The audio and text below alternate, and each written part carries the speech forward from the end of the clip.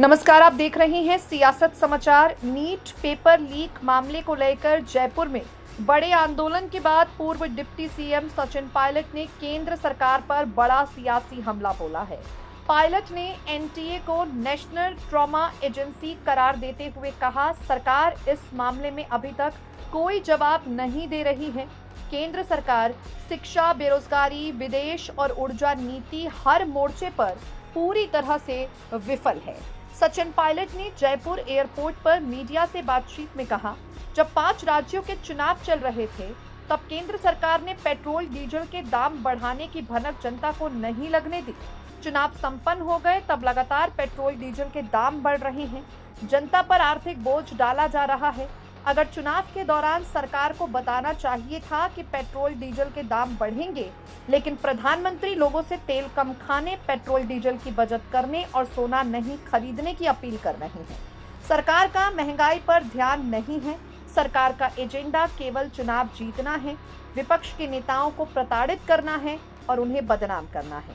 सचिन पायलट ने कहा, NEET paper leak मामले में सरकार ने सीबीआई को जांच देकर अपनी जिम्मेदारी से पल्ला झाड़ लिया। साल 2024, 25, 26 में भी पेपर आउट हुए। जब पेपर पकड़ा जाता है तब कैंसिल करते हैं। ऐसे कितने ही पेपर हुए हैं जिनमें नकल हुई है।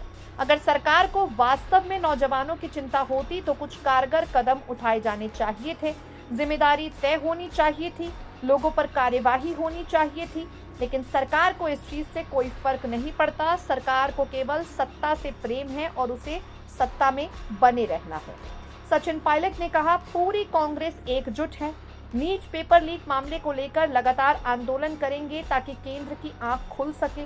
प्रधानमंत्री विदेश दौरे कर रहे हैं, लेकिन बयान केवल जनता के लिए हैं। जिम्मेदारी केवल जनता पर डाल रहे हैं। भाजपा नेताओं को केवल अपने पदों से मतलब है, चाहे शिक्षा मंत्री हो, चाहे पेट्रोलियम मंत्री हो। ये लोग इस्तीफा देने को तैयार नहीं हैं। पीएम को चाहिए कि जो विभाग काम नहीं कर रहे उनकी जिम्मेदारी तय करे।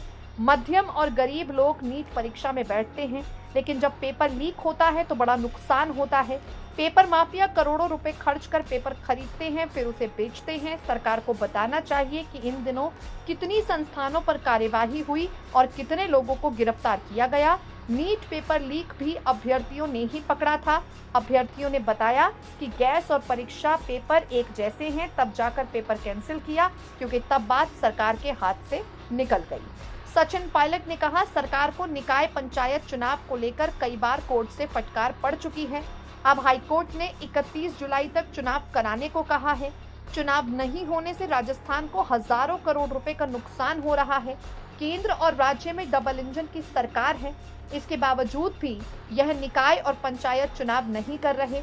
अभी भी सरकार चुनाव टालने के लिए फिर से कोर्ट में अपील करेगी, लेकिन मुझे लगता है हार के डर से सरकार चुनाव नहीं कर रही।